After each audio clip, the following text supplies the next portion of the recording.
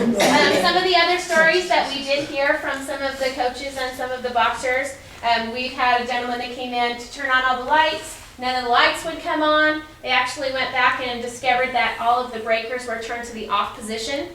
Another time they came in and there was some commotion going on in the back, some noise happening. They went to the back and one of the bags was in full swing and there was no one here in the building. We did have the opportunity to do an investigation in this building about 2 weeks ago. Hannah, John, and myself actually spent quite a bit of time in this hallway, kind of tracking the cold spot. There was a cold spot that was kind of moving up and down throughout the hallway, and as we would stand in the cold spot, we would get a reading on our K2 meter, and we could move with the cold spot and track that with the K2. So that was kind of an interesting experience when we would move up and down through the hallway. Brett and Scott were in the back and they were asking questions. They actually started getting lights showing up on the ceiling, and at that time one of the bags did start to swing while they were asking questions. Later on they were sitting here on this couch that's right around the corner, and I'll play a clip of what happened to them.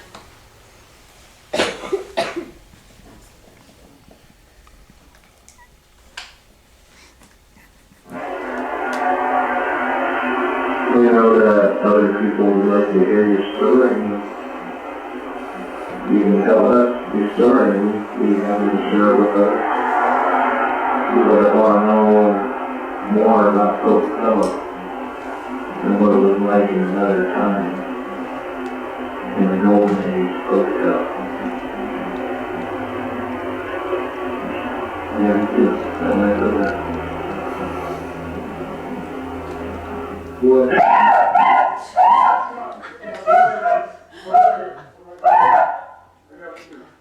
Hello? Who is that? Oh my gosh. Derek. Woo. Holy crap.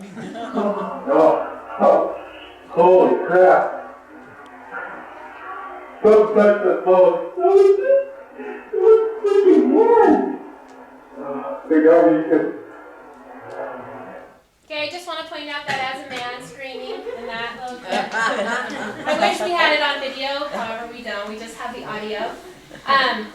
What was happening is they were actually sitting here on this couch and she came up and grabbed a hold of him.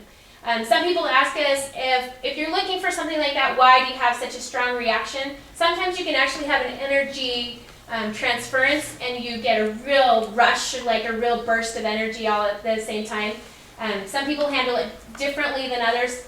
Sometimes you want to just get out of the area, kind of have that I need to move kind of feeling. Some people obviously scream and do that kind of stuff.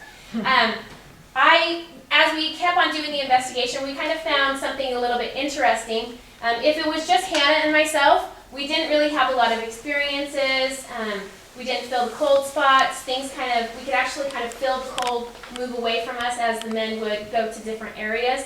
And they were having lots of experiences. However, if we were with one of them, then we would have experiences too. And we do find that in a lot of investigations, it is very gender-based. So either the men will have a lot of experiences or the women will have a lot of experiences. So we try to mix each other up a little bit and kind of track those kind of things and see what's happening and who's bringing out more of the energy.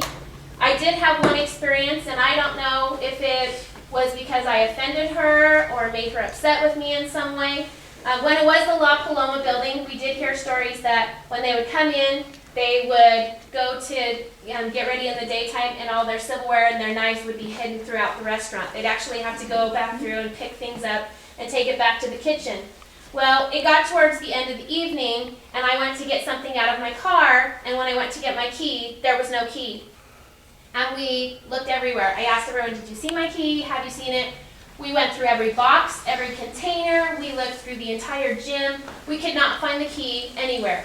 So we decided, well, you know what, we're going to have to just look for it later. So we packed up all of our equipment. We loaded everything up. At that point, I was kind of nervous about keys.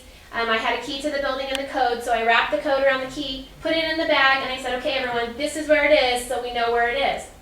Well, the next day, I really needed my key back, so I thought, I'm going to just look one more time. So I pulled all the equipment out. I started looking through all the equipment. There was a bag that actually wasn't even in the building, and I decided to look through that bag. And everyone said, why are you looking in the bag? It wasn't even there. And I said, you know what, we've looked everywhere else, I'm just going to look in the bag. And in the bottom of that bag, zipped into a pocket, was the key to my car. So then I got that's a little strange. So I went to get the key back for this building, and when I opened the pocket, the code was inside but no key. I still don't have that key back, so every night I tell her I'm very sorry for whatever I did, and I'd really like to get the key back. So you're welcome to walk through the building, kind of look around. We've had a lot of experiences actually since the tours have started. We were talking one evening and the hallway door opened by itself. We've had the bag swing when people are standing back there. And another interesting thing that started happening, pennies keep showing up next to our equipment as we're doing the investigation. The last group we were talking about, and they said, well, what year is it? And it's actually the year that Vita started her restaurant and the year I was born. So I don't know if that's just a coincidence, but it's a little bit interesting. So you're welcome to walk through the building.